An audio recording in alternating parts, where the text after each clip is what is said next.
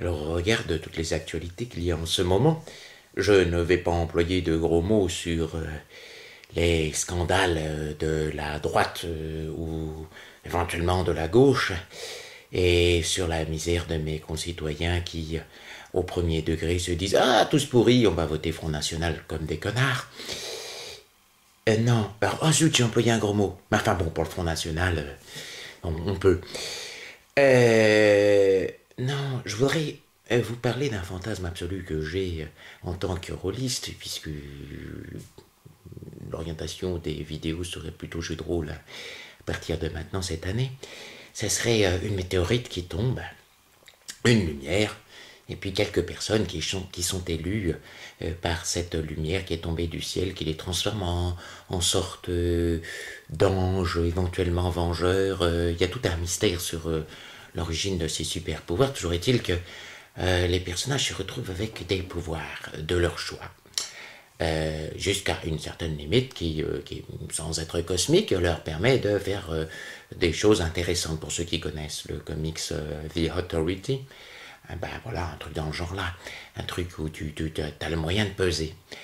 Et là, c'est que feraient ces gens qui auraient des super pouvoirs dans un monde comme le nôtre. Imaginez, pouf, aujourd'hui, paf, tac, une douzaine de personnes, très exactement, qui se retrouvent munis de capacités comme la téléportation, l'arrachage de tête d'une seule main, la capacité de refaire pousser des plantes comme ils veulent, de soigner tout type de maladie. Enfin bon, qu'est-ce qu'ils feraient? Est-ce qu'on peut imaginer une seule seconde qu'ils se mettraient à être des super vilains pour aller cambrioler des banques?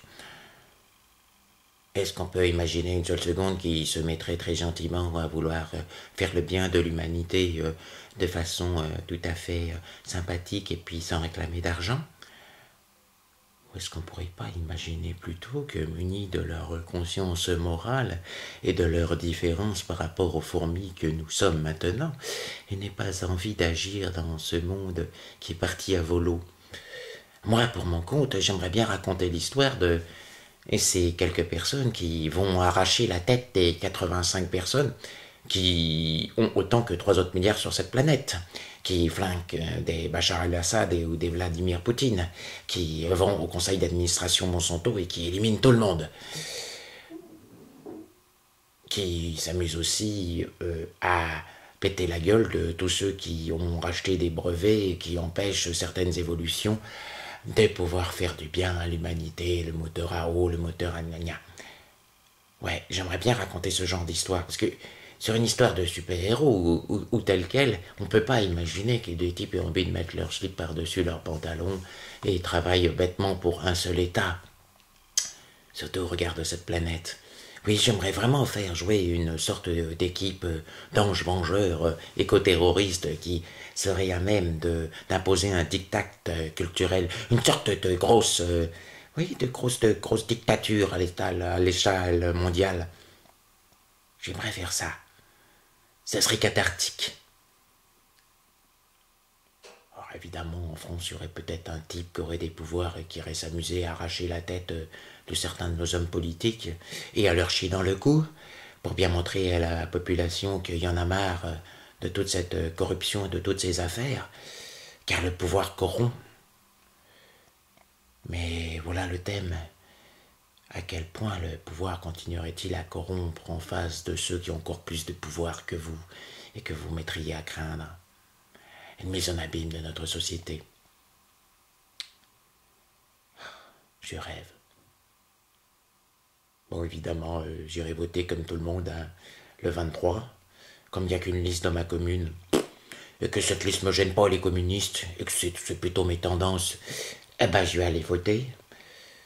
Mais n'empêche, aller voter, en étant libéré du poids, de se dire que c'est tous des pourris, ça ferait du bien.